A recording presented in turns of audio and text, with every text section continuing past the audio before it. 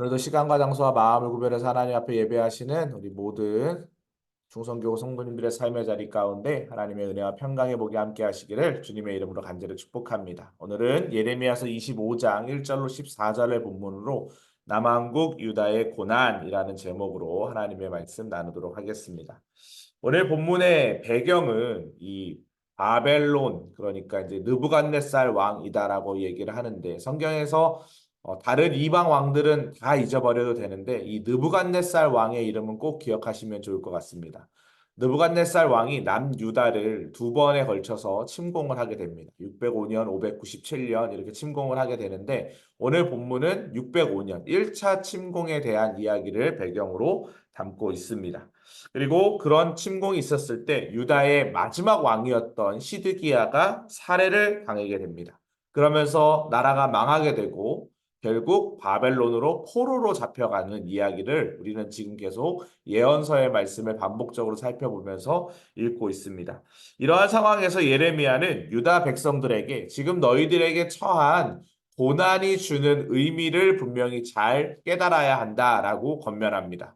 그리고 그 고난 이후에 고난이 끝이 아니라 다시 오늘도 말씀에도 보면 70년이라는 숫자가 등장을 하는데, 70년의 때가 차면 다시 돌아오게 될 것이다. 회복될 것이다. 라는 것을 이야기하고 있죠.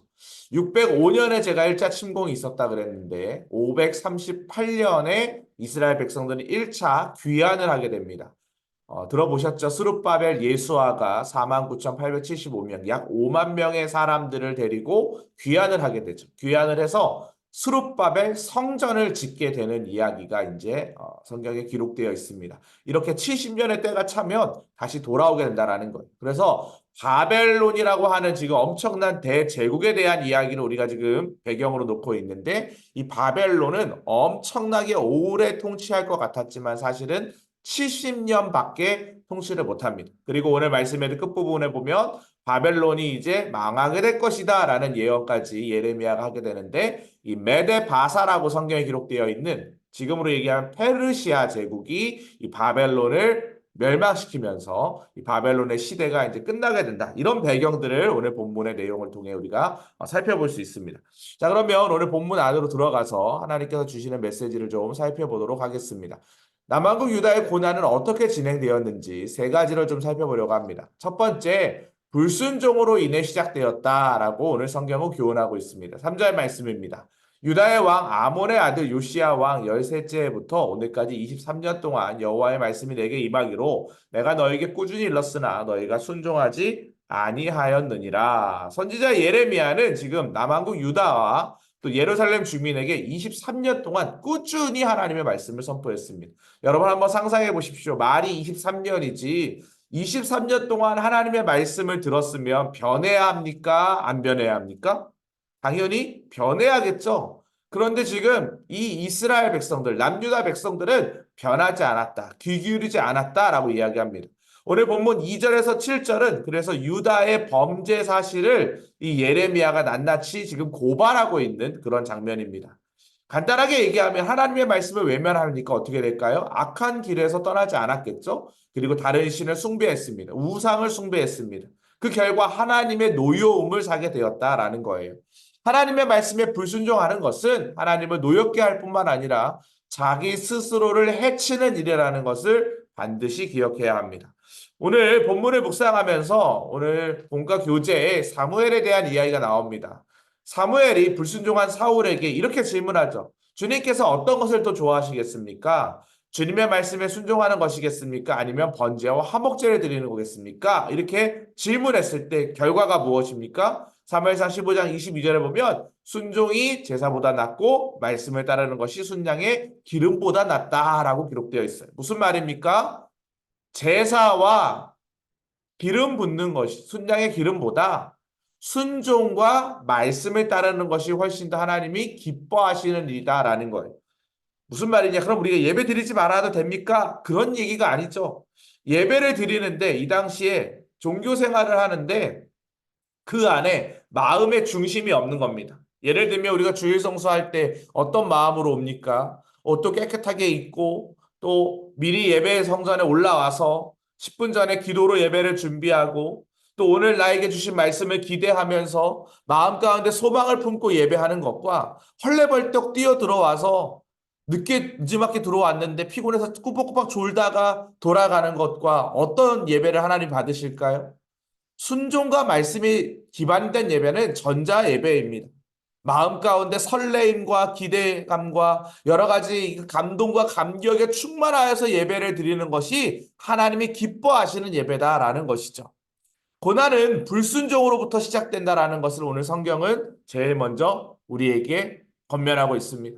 사랑하는 성도 여러분, 우리가 불순종의 자녀가 아니라 순종함으로 말씀을 따름으로 하나님이 주시는 은혜 안에 그 고난을 극복할 수 있는 믿음을 가지시기를 주님의 이름으로 간절히 축복합니다. 두 번째 주는 메시지는 혹독하게 이 일이 진행되었다라는 거예요. 오늘 본문 말씀은 사실 무거운 내용입니다. 주제 자체는 그렇다라는 거예요. 이 모든 땅이 폐허가 되어 놀라게 될 것이며 이 민족들은 70년 동안이나 바벨론의 왕을 섬기리라. 이 바벨론의 포로로 잡혀가서 70년을 살게 된다라는 것입니다.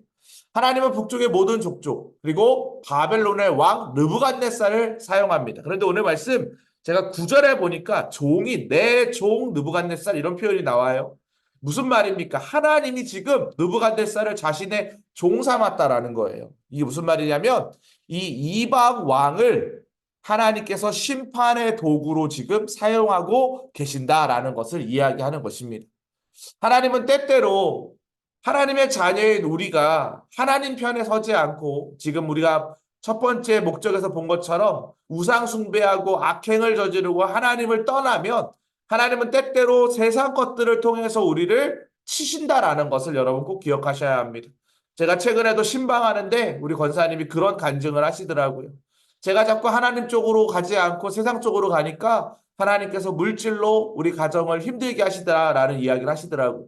그리고 깨닫게 되어서 다시금 하나님 앞에 돌아왔다라는 거예요. 예전만큼 물질은 없지만 마음에 감사함이 있다라고 이야기하시더라고요. 이스라엘 백성들은 지금 주변 나라로부터 핍박을 당하고 있는 상황입니다. 완전히 망하게 되어서 오늘 말씀해 보니까 참 처참한 상황을 이야기하죠. 기뻐하는 소리도 없고 즐거워하는 신랑 신부의 소리도 없고 맷돌 소리도 없고 등불의 빛까지 다 사라져 버린 그런 인생으로 전락했습니다. 완전히 망해버렸다라는 거예요. 끔찍한 폐허가 되었다라고 이야기하고 있습니다. 이렇게 하나님의 진노는 백성들이 감당하기에 너무나 큰 고난이었어요. 하나님께서 내 종, 이방 왕, 느부갓네살을 사용하셔서 당신의 자녀들을 이렇게 고난의 자리로 내몰고 계신다라는 거예요.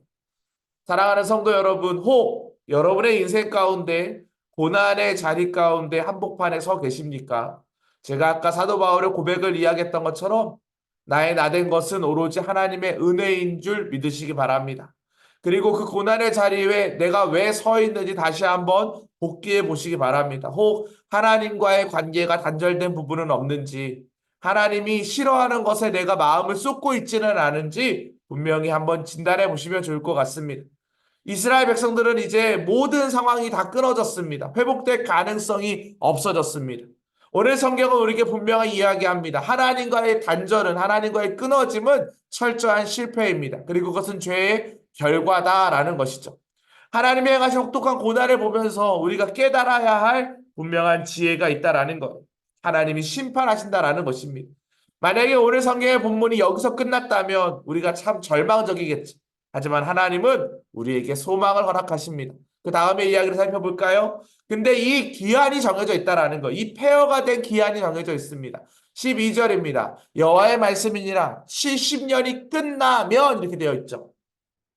70년의 때가 차면 내가 바벨론의 왕과 그의 나라와 갈대인의 땅을 그 죄악으로 말미암아 벌하여 영원히 폐허가 되게 하게. 무슨 말입니까? 제가 아까 말씀드렸죠? 바벨론도요. 70년이 지나면 폐허가 됩니다.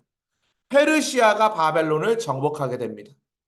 바벨론은요. 중앙 집권하면서 자신의 성 바벨론 성을 지으면서 난공불락의 성을 지으면서 전 세계 전국에 있는 똑똑한 10대들을 다 바벨론으로 포로로 잡혀왔습니다.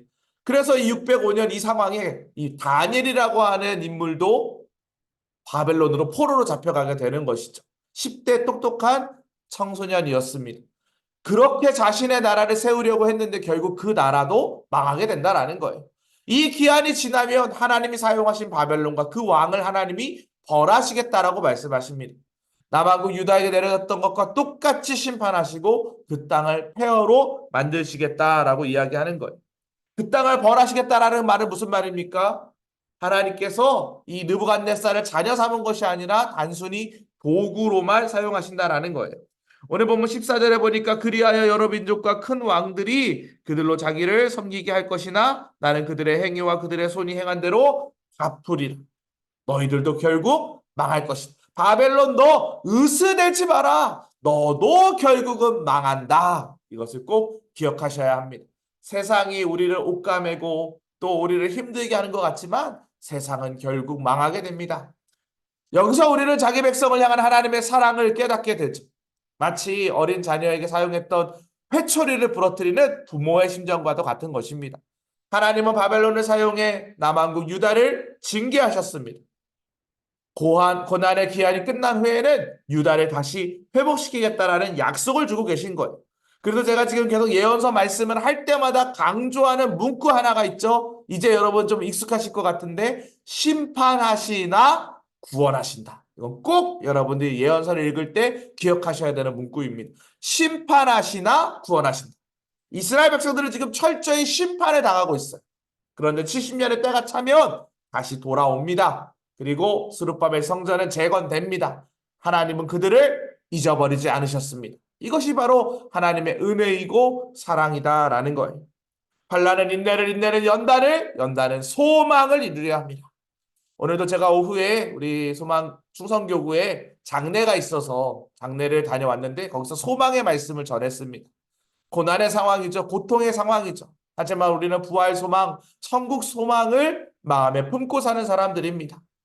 그래서 장례 예배 분위기가 무겁지 않더라고요. 왜냐하면 어머니가 천국 갔다란 소망의 확신이 있기 때문입니다. 고난 중에서도 하나님은 우리에게 소망을 주시는 하나님이신 줄 믿습니다. 이와 같은 은혜가 우리 중성교구 모든 성도님들의 삶의 자리 가운데 함께 하시기를 주님의 이름으로 간절히 축복합니다. 오늘도 함께 마음에 품고 기도하며 나아갔으면 좋겠습니다. 하나님께 온전하게 순종하는 믿음을 달라고 기도합시다. 또 하나님의 사랑으로부터 혹 징계와 고난에 당할 때에도 여러분 하나님의 사랑을 의심하지 마시기 바랍니다.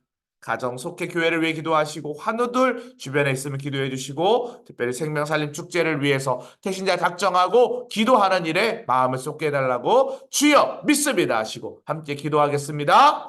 주여 믿습니다. 사랑과 은혜가 풍성하신 하나님 아버지 감사합니다. 오늘 말씀을 통해서 징계 가운데도 우리에게 소망 주시는 하나님을 바라보게 하시니 감사드립니다. 이스라엘 백성들은 하나님 떠나서 하나님과의 관계가 단절되어서 하나님 그 땅이 피폐되고 황폐화되었습니다. 하나님 우리 안에도 혹시 하나님과의 관계가 끊어진 부분들은 없는지 다시금 신앙의 옷깃을 여미고 주님과의 관계 형성에 최선을 다하는 믿음의 삶을 살아갈 수 있도록 인도하여 주시옵소서. 하나님 간절히 바라고 원하는 것은 우리가 생명을 사랑하는 마음으로 생명살림 축제를 기도로 준비하는 가운데 있습니다. 영혼 품고 기도하게 하여 주시옵소서. 인간기도 대상자들, 태신자들을 품고 기도할 때에 하나님이 주시는 위로와 평강의 복을 마음껏 누리며 믿음 안에서 자유한 인생 될 수 있도록 인도하여 주시옵소서. 하나님 우리 속회원들 중에 아픈 환우들 있습니까? 여호와 라파 치료에 하나님 함께하여 주시사 우리 중성교구 42속회의 모든 성도들의 삶의 자리 가운데 감사와 기쁨만이 충만할 수 있도록 인도하여 주시옵소서. 각 가정과 교회와 또 하나님 그 속회의 모든 구성원들 한 사람 한 사람 하나님의 자녀 삼아 주셨사오니 환난 가운데서도 소망의 하나님 바라보는 믿음 허락하여 주시옵소서. 인도하신 하나님을 찬양하오며 예수 그리스도의 이름으로 기도합니다. 아멘. 이와 같은 은혜가 우리 모든 성도님들의 삶의 자리 가운데 함께 하시기를 주님의 이름으로 간절히 축복합니다.